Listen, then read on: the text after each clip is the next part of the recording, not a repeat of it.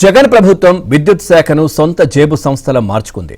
విద్యుత్ సంస్థల అవసరాలు, నిధుల వెసులుబాటుతో సంబంధం లేకుండా సొంత లాభాలకే ప్రాధాన్యత ఇచ్చింది. కమిషన్లు, పోస్టులను అమ్ముకునేందుకే కొన్ని సబ్ స్టేషన్ల పనులను ప్రతిపాదించింది. కడప జిల్లాలో ఎంపీ అవినాష్ రెడ్డి సిఫార్సుతో 68 సబ్ స్టేషన్లను, మాజీ మంత్రి పెద్దిరెడ్డి నియోజకవర్గ పరిధిలో 30 సబ్ స్టేషన్ల నిర్మాణానికి డిస్కంలు అనుమతించాయి. ఇదే విధంగా వైసీపీ నేతలు పోటీ పడి అవసరం లేని చోట్ల సబ్ స్టేషన్లను మంజూరు చేయించుకున్నారు. సరైన అధ్యయనం లేకుండా మంజూరు చేసిన వాటిని గుర్తించి ఇప్పటికీ నిర్మాణం మొదలుపెట్టని 140 సబ్ స్టేషన్లను కూటమి ప్రభుత్వం రద్దు చేసింది. దీనివల్ల ఒక్కొక్క సబ్ స్టేషన్ నిర్మాణానికి సుమారు 2.5 కోట్ల రూపాయల చొప్పున, డిస్కంలపై సుమారు 350 కోట్ల రూపాయల మేర ఆర్థిక భారం తగ్గింది.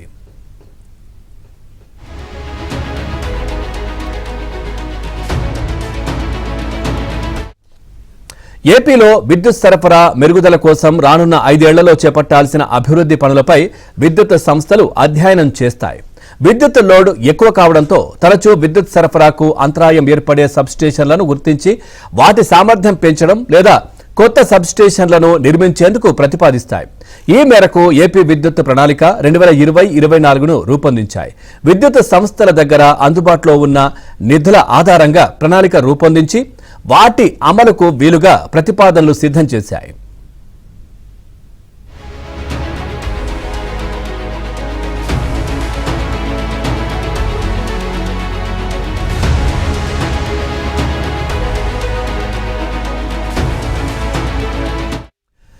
ఏపీలో గత 5 ఏళ్లలో 1891 కోట్ల రూపాయలతో 927 సబ్ స్టేషన్లను నిర్మించాలని ప్రతిపాదించాయి. వీటితో పాటు గత ప్రభుత్వంలో పనిచేసిన మంత్రులు, ఎమ్మెల్యేలు, ఇతర నేతలను సంతృప్తి పరిచేందుకు అదనంగా మరో 350 సబ్ స్టేషన్ల నిర్మాణానికి డిస్కంలు అనుమతించాయి. దీనివల్ల డిస్కంలు సుమారు 875 కోట్ల రూపాయలు అదనంగా ఖర్చు చేయాల్సిన పరిస్థితి ఏర్పడింది. సుమారు 1.12 లక్షల కోట్ల రూపాయల మేర అప్పుల్లో ఉన్న విద్యుత్ సంస్థలకు ఇది మరింత భారంగా మారింది.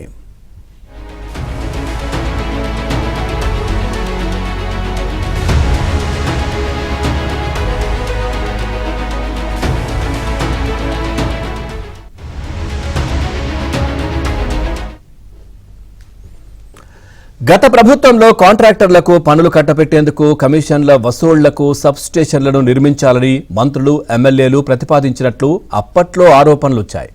దీంతో పాటు ఒక్కో సబ్ స్టేషన్లో 4 ఆపరేటర్ పోస్టులను నియమించుకునే అవకాశం ఉంది. కొందరు ఎమ్మెల్యేలు ఒక్కో పోస్టును 7 లక్షల నుంచి 10 లక్షల రూపాయలకు అమ్ముకున్నట్లు ఆరోపణలు వచ్చాయి. ఇలా ఒక్కో సబ్ స్టేషన్పై స్థానిక ఎమ్మెల్యేకు సుమారు 1 కోటి రూపాయల వరకు లబ్ధి చేకూరితే వాటి నిర్మాణానికి నిధులు వెచ్చించడం ద్వారా డిస్కంల నిర్వహణ భారం పెరిగింది. ఆ మొత్తం ఎఫ్పిపిసిల పేరుతో ప్రజలు భరించాల్సిన పరిస్థితి ఏర్పడింది.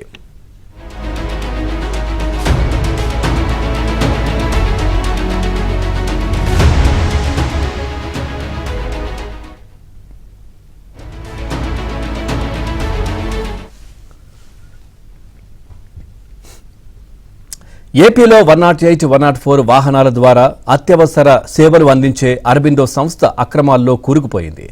జగన్ హయాంలో అరబిందో సంస్థ వ్యవహారం ఆడిందే ఆటగా సాగింది. దీంతో 108 అంబులెన్సులు, 104 వాహనాల నిర్వహణలో సంస్థ పూర్తిగా విఫలమైంది.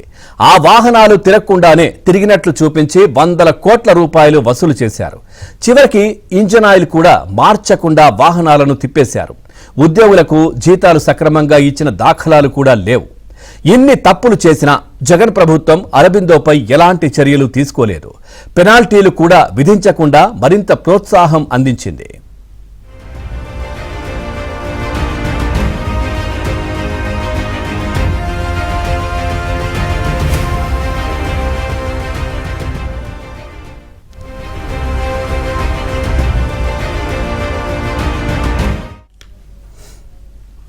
కూటమి ప్రభుత్వం వచ్చాక అరబిందో అక్రమాలు ఒక్కొక్కటిగా వెలుగులోకి వస్తున్నాయి. 108, 104 వాహనాల్లో ఉద్యోగుల భర్తీకి సంబంధించి వసూళ్లకు పాల్పడ్డారన్న ఆరోపణలు వెలుగు చూశాయి. దీనిపై గుంటూరు విజిలెన్స్ కార్యాలయంలో ఈ ఏడాది ఆగస్టులో ఫిర్యాదు నమోదైంది.